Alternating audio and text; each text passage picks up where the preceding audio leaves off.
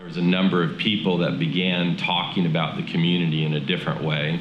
We began to talk about and dream about all the different things that could be done, and it wasn't long before people realized that it was going to cost millions and millions of dollars for transportation, other people to come in. And actually, there was quite a bit of frustration in those conversations. People thought, well, you know, we keep on trying to push this thing. What if we just stopped for a period of time and just started praying? While we were praying and talking amongst ourselves, and as this group called Impact46 was meeting on this first Thursday of the month, we were thinking and praying about different parts of our community, and Pine Valley was a part of our community. We were hearing from school principals and we were hearing from educators that there were children there that didn't have access to after-school programming. And out of that awareness, we began to pray. All the challenges that we were frustrated about earlier, those hurdles, those barriers, those walls began to come down. Started to come to the Impact46 meetings whenever I could each month. And at some point, Dan actually recommended me for a program called Glance Gwinnett. And one of the aspects of that program is that you go into the community and you see some of the interesting things that are going on through different not-for-profits. I signed up for the Path Project over in the Loganville area. 2016, my wife Melinda was hosting a group from Glance Gwinnett at our site in Loganville, telling them about what we were doing at the Path Project. And a person who was a part of that group from Glance Gwinnett was a guy named Drew Prentice. He is the director of GSA Soccer Club. It was an interesting experience, to say the least. But essentially, I just remember walking into this mobile home in the middle of a mobile home community, and immediately plastered on the wall are pictures of little kids, adorable kids. Majority of them were pictures of them playing soccer. A lady named Melinda Hollingsworth, who is one of the leaders in the Path Project, gave us the rundown of what they were doing in that community. And literally, as she's talking, my wheels are spinning in my head about how we could get plugged into something like this as a soccer club.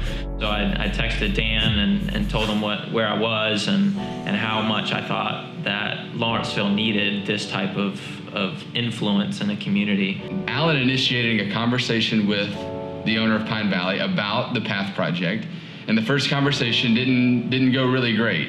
So over the course of an entire year, from fall 2016 to fall 2017, there was a group of us that were praying. In the middle of that time, some really cool things happened. One was that I met a new friend of mine named Juan Terrazas. He had been praying for almost a year about Pine Valley, and part of the prayer was leading us to someone who could jump in to a role as a leader.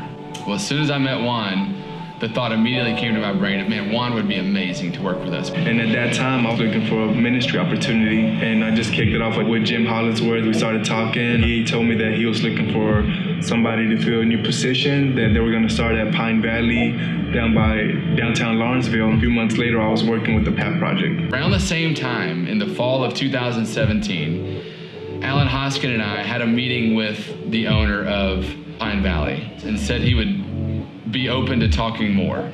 The city manager in Lawrenceville encouraged him and said, hey, the Path Project is doing good stuff. You need to let them come into your neighborhood. We believe strongly that it was a year, prayer about Pine Valley, prayer about Lawrenceville, prayer about opening the heart of the owner, prayer about finding the right person to come into this neighborhood. We believe that God used this time of prayer to really open the door for Path Project to launch into Pine Valley. And so once we received a blessing from the owner to come in the neighborhood, then we started moving forward. And we did a grand opening in April of 2018 and invited folks from the community, city leaders and school leaders and business leaders, all to come and see what God was doing in Pine Valley. And through all of this, we had started building relationships with the local schools as well, Jenkins Elementary, Jordan Middle School, and Central Gwinnett High School. And God gave us tremendous favor with the principals in each of these schools, and they all welcomed us in and said, hey, how can we work together? We would love to partner with you to serve the kids of Pine Valley. So really and truly, it's really been one of the coolest God stories that we've seen over the last 10 years of just God's work in our community through a variety of different people, through folks like Impact46 and a group of community leaders that are simply praying and serving the community through local schools, through city council members, through the mayor, through city managers, through local church partners in Lawrenceville, local businesses, everyone kind of coming together and said, hey, we want to love our neighbors in Pine Valley. And what does that look like? So it's just been an encouragement for us that God does work in our communities, and he works through prayer, and he works through people, and he works through relationships.